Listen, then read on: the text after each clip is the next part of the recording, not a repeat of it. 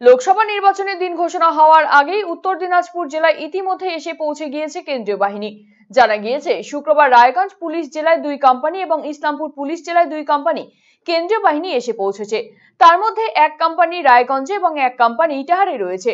শনিবার শুরু হয়েছে কেন্দ্রীয় বাহিনীর রুট মার্চ।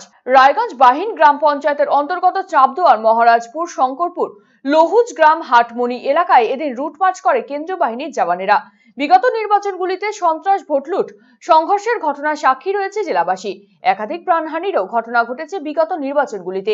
সেই ঘটনাগুলিকে সামনে রেখে যে কোনো রকমের অপ্রীতিকর ঘটনা এড়াতে লোক নির্বাচনের দিন ঘোষণা হওয়ার অনেক আগে কেন্দ্রীয় বাহিনীর টহল শুরু হয়েছে বলে মনে করছে রাজনীতিবিদ সহ সাধারণ মানুষ। লোকসভা নির্বাচনের নির্ঘণ্ট ঘোষণা না হলেও আগাম প্রস্তুতি হিসেবে ইতিমধ্যে বাংলায় চলে এসেছে কেন্দ্রীয় বাহিনী। শুক্রবার রাজ্যের বিভিন্ন প্রান্তে এসে পড়েছে কেন্দ্রীয় বাহিনীর জওয়ানেরা। সেই মোতাবেক শুক্রবার মালদাতে পৌঁছে গেল কেন্দ্রীয় বাহিনী। এদিন রাতে কালিয়াচকে পৌঁছয় এক কোম্পানি কেন্দ্রীয় বাহিনী। ফারাক্কা থেকে সিআইএসএফ এর জওয়ানেরা কালিয়াগঞ্জের পলিটেকনিক কলেজে পৌঁছয়। যদিও পলিটেকনিক কলেজ এখনো ক্লাস চলছে, ঘোষণা হয়নি ছুটির, ফলে কালিয়াচক পলিটেকনিক কলেজের পাশের বিল্ডিং এ আপাতত তাদের থাকার ব্যবস্থা করা হয়েছে।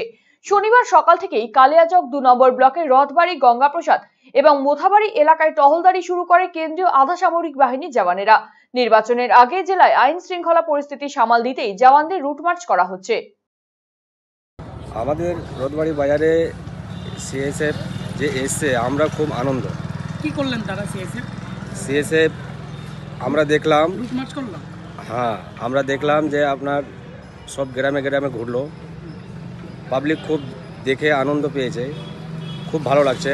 এখনও আমাদের ভোট প্রচার হয়নি, তার আগেই সিএসএফ এসে গেছে। দেখলাম আরও অন্য অন্য গ্রামে দেখলাম এসেছে, এসে খুব ভালো লাগলো।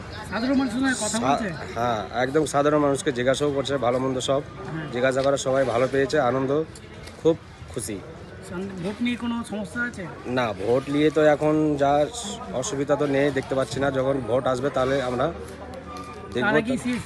তার আগে সিএসএফ চলে এসেছে, খুব ভালো লাগছে আমাদের। না না, ভয় লাগবে না, থাকলে ভয় লাগবে কেন? আচ্ছা, সামনে লোকসভা নির্বাচন, সিএসএফ জওয়ান চলে এসেছে, কি বলবেন? আসলে খুব ভালো হয়েছে। কোথায় কোথায় দেখলেন, কোথায় ঘুরছে আপনাদের? আমি যে রথবাড়ি